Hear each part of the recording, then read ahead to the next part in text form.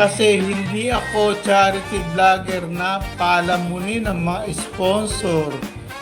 Tulad ni Kanor, tulad ni Birador, tulad ni Bal Santos, tulad ni Kalinga Prab, nabubuhay kaboblog, nabubuhay gamit ang may hirap, gamit ang pera ng sponsor.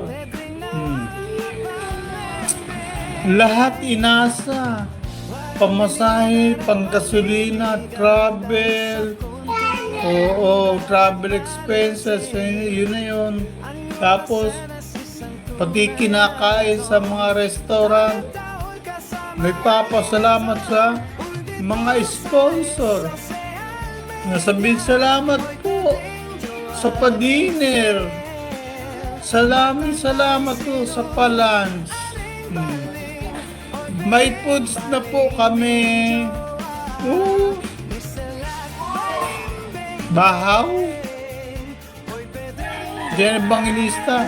Sabi ni Bernard Valenzuela.